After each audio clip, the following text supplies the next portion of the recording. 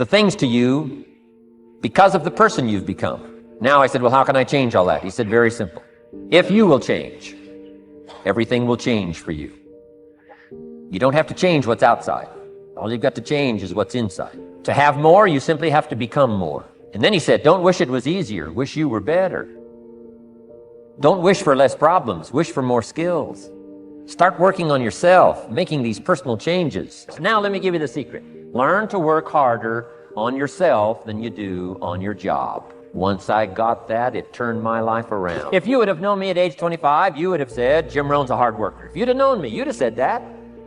I'm the guy, I don't mind coming a little bit early, staying a little bit late, I don't mind that. You'd have said, well, Jim Rohn's a hard worker.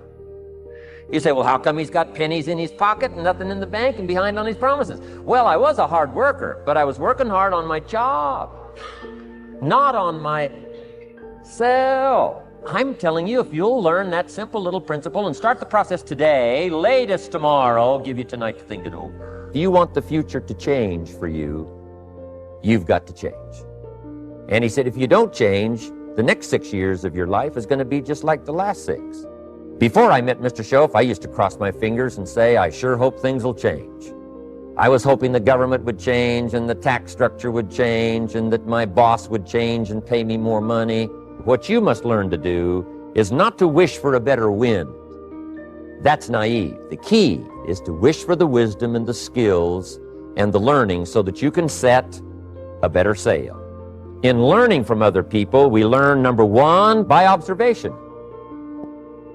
We learn what we see. We watch people that are successful in what they do. In sports, we watch their disciplines. In business, we watch their disciplines. By observation, what we can see. The reason I created this video is something that you could see someone's experiences translated for you. It's how you feel about the past. Best advice I can give you on that is treat the past as a school. Let it teach you the mistakes you've made, the things that went wrong, the things that didn't work. Don't use the past as a burden to carry. Don't use the past as a club to beat yourself to death. Past losses, past failures, past mistakes. But let the past be a school. Tough school, maybe. We've all been through some tough stuff. Then next is how you feel about the future. We've got to have the future well designed. The future is called the promise. And here's what we teach in our leadership series. The promise of the future can be an awesome force for your own future. The promise of the future, designing the future. There's 2 ways to face the future. One is with apprehension, and the other is with anticipation. I promise you, in my travels around the world, most people face the future with apprehension. And here's why. They don't have it well designed. They've sort of left that up to someone else to fix. Now, let me give you a couple of philosophies to consider. Here's the first one. It's called the philosophy of the poor. And here it is. Poor people usually spend their money and invest what's left. That's the philosophy of the poor. Now, here's the philosophy of the rich. Rich people invest their money and spend what's left. Don't let your learning lead to knowledge. You'll become a fool. Let your learning lead to action. You can become wealthy. And there's many kinds of wealth. I understand that. Not just money. Money's one of the least of all values. I know some people with a lot of money that are very poor. Somebody once said, if you took all the money in the world, divided it up equally among everybody, it would soon all be back in the same pockets. If somebody hands you $1 million, best you become a millionaire quickly, so you get to keep the money. Otherwise, sure enough, it'll disappear. Why pay the price? Why work this hard? Why go this far? Why try to learn this much? Why try to do it all? Why try to see it all? Why try to have it all? Why do it? Why learn it? Why study? Why put yourself out? You've got to have your own list of whys. Here's what I want you to do when you go home after you've left this extravaganza. Work on your list of whys. Now, here's number 2. The first question to ponder when you go home is why. Here's another good answer to why. It's the second question, why not? Why not see how much you can earn? Why not see how much you can learn? Why not see how many skills you can develop? Why not see what kind of person you can become?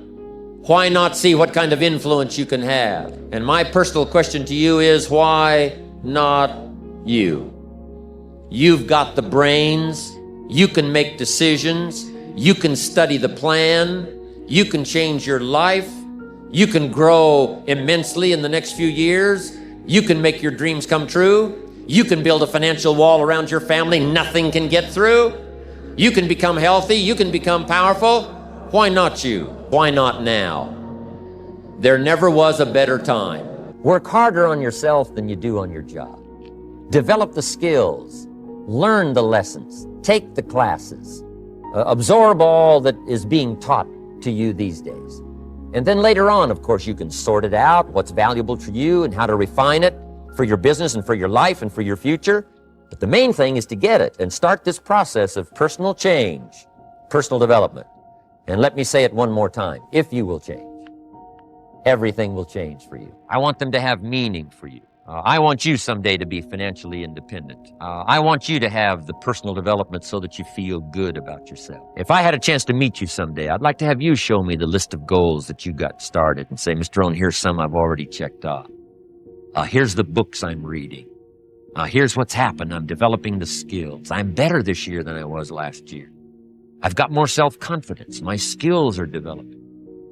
That's what I want for you. And that's why I took the time to come and share in this video message with you.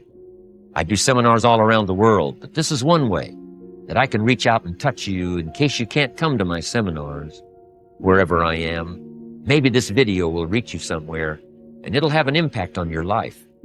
And what I'd like to do is later hear about it, a letter, phone call, or to have a chance to meet you in person. Go to work. If there's one thing to get excited over, that's it.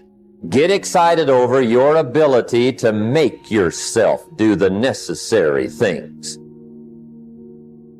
What could you make yourself do starting tomorrow that would change it all? No! Tell it. Now, see, that's exciting. On any given day, you can massively change the direction of your life. Now, here's the key to discipline. Start with the little disciplines. Get excited over the little disciplines. And get right on those, because those will lead to the big ones. You can't handle the big challenges in life unless you take on the little ones. Make a list of all the things you can do. Get right on those. Discipline yourself for those, both for the results and for the muscle and for the practice. So that when life hands you some big challenges, you'll be ready. You'll have the muscle.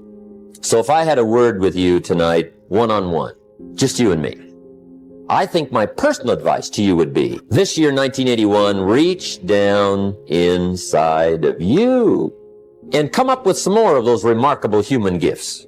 They're there, waiting to be utilized. And then change anything for you want to change. And I challenge you to do that because you can change.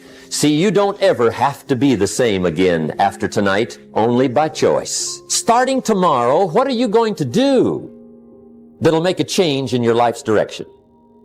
Good question. What are you going to do starting tomorrow that'll make a difference? Now see, if you don't do something starting tomorrow that'll make a difference, guess what? It's gonna be the same. And see, that way you can guess what the next 5 years are gonna be like. Look at the last 5. Because the next 5 are gonna be like the last 5 unless you, major key, tomorrow, change it all. See, you can do anything. You can get up any hour, read any book, take any class, make any change, develop any skill, do any discipline. I mean, you can do it all. When this how and the why, or when the why starts to grow, the how gets simple.